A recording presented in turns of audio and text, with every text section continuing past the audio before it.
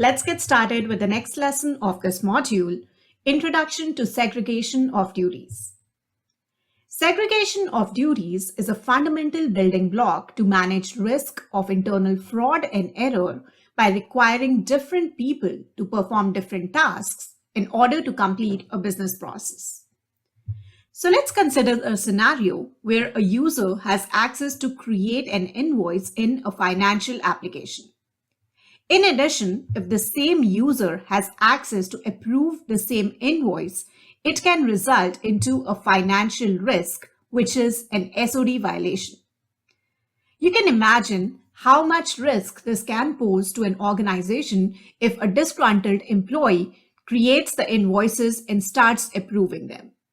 And we have seen this happen in the news every other day, where users were misusing their access and due to which this caused organizations millions of dollars of fraud. Now let's understand how Saviynt can help you prevent such risks and fraud by using its SOD module. Savynt's SOD module will help in identifying and resolving issues at different stages where a risk might present itself. It helps you with primary business processes, which can help you detect the SODs if they have occurred as per the access which your current users have. Once you have detected the SOD violations, you can take further steps to mitigate them or to remove the toxic access from the users. We also present you with preventative SOD analysis. So before a risk even presents itself, preventative analysis helps in preventing the user from being granted the conflicting toxic access. Saviynt also provides you simulation solution. This will help you with the ability to predict what might happen while making changes to an application or access. So in the simulation mode, you can actually check, like if you grant certain access to a user, will this result in a toxic combination of access, or can it cause a violation or fraud? On top of it, SOD module works seamlessly with all the other modules like certifications, role mining, analytics, access request, and much more. So let's say if the data is available in the SOD module, that same data can be used in request module to help with preventative SOD analysis and more. Let's understand preventative SOD analysis in a little bit more detail.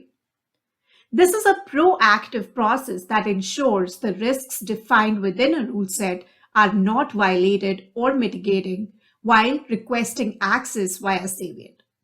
So let's say an end user logs into EIC and requests for certain entitlements. Now, let's say by chance he requested for entitlements that will be a toxic combination and would cause SOD violation. Even before the user has submitted the request, Saviynt will flag that this particular request will cause a potential SOD violation. User can review those details, and based on that information, he can either refrain from submitting that request, he can modify his request, or let's say for whatever reason he even wants to submit that request, he can provide additional business justification on why he needs that access. Preventative analysis can be enabled via SODs at ARS access request level. This is a setting that can be enabled for different SAV roles, and you can further customize it through global configurations. Once SOD evaluation is enabled for access requests, SOD violation can be viewed by the requester while he is submitting the request, like we just discussed. The same thing can be viewed by the approver as well. So let's say the requester went ahead and submitted a request with SOD violation. The approver will have visibility into the risk factor. And based on that, he can make a decision whether he wants to approve that request or reject that request. Now, using this preventative analysis, we are providing the SOD information at every level. We are providing this info to the requester. We are providing this info to the approver. And therefore, this will help in preventing any kind of toxic access. And even if the toxic access is granted, there has to be accountability for it, like who requested the access, who approved the access, and why it is approved for whatever reason it might be needed. So everything can be audited all the way through.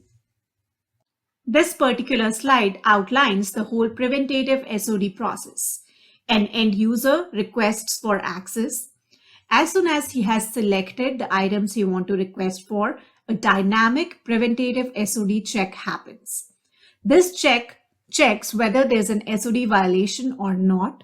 And then if there is a violation, you have to provide a business justification why you're submitting this request, or you can refrain from submitting the request. So let's say a request is submitted with an SOD violation. So approver will receive the notification and they will review the details of the request. Now there are two things an approver can do.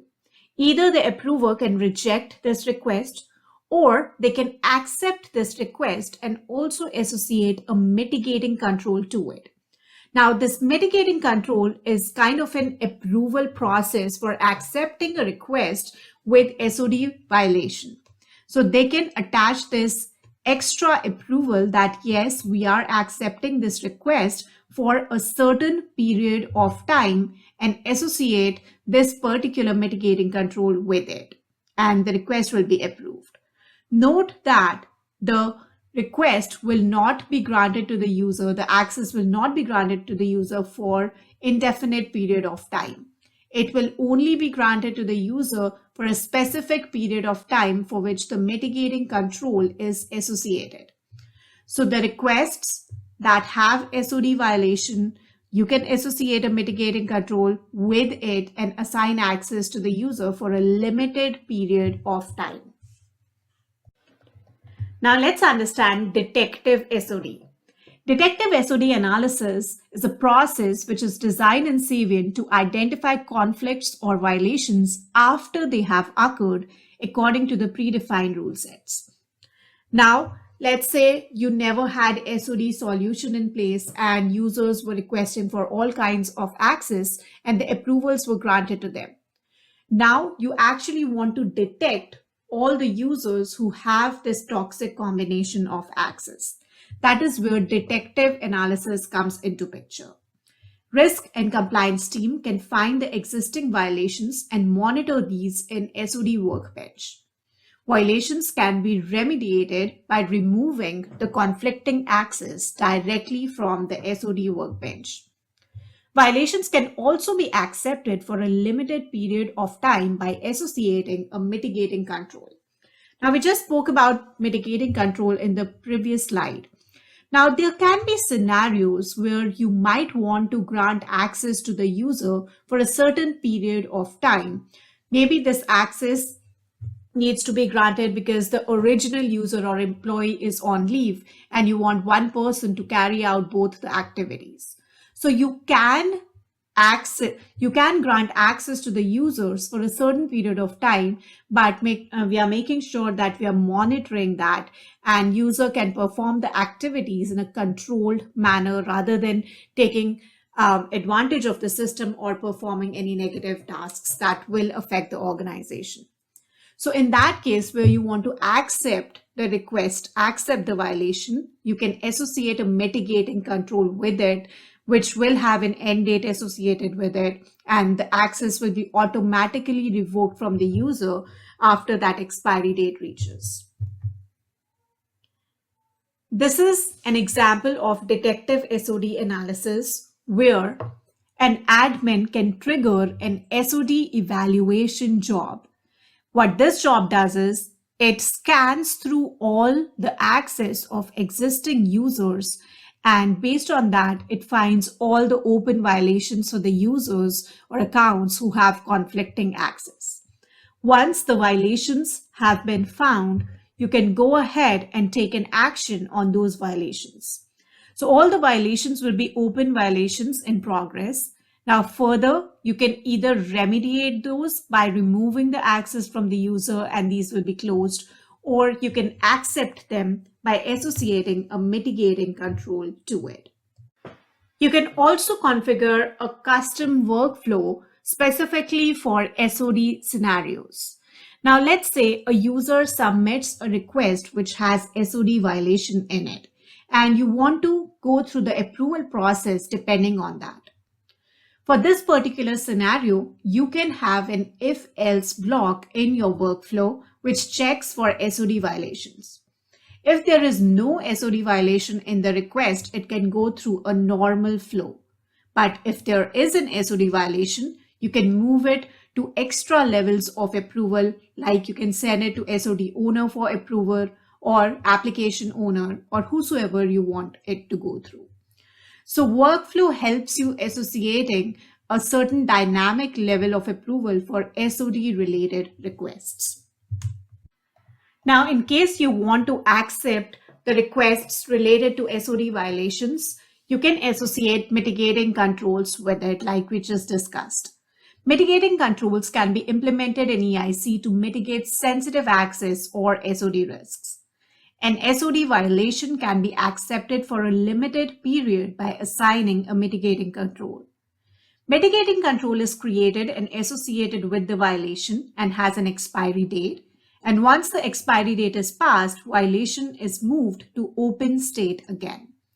Now, you can create your own mitigating controls for different types of risks and what expiry date you want to set for that control. Let's say it's a low risk SOD violation. For that, you might want to set expiry date for a little longer time. Whereas if it is a high risk violation, the expiry date can be very limited. Now let's talk about the reporting functionality that is available for SOD module. The SOD module provides options for creating reports which can be configured and exported directly from SOD violation workbench. The SOD reports export job can be scheduled to generate custom reports, send large reports to my downloads that can be downloaded and viewed anytime. You can export all reports in XLS format. The additional report features are also available in Analytics module. We provide a large repository of out-of-the-box reports which are available under Analytics specifically for segregation of duties. Custom reports and controls can also be configured using Analytics module. This was a quick introduction about Savynt's SOD module. To learn more about it, please refer to advanced training for Savynt's SOD. This brings us to the end of this lesson. Thank you.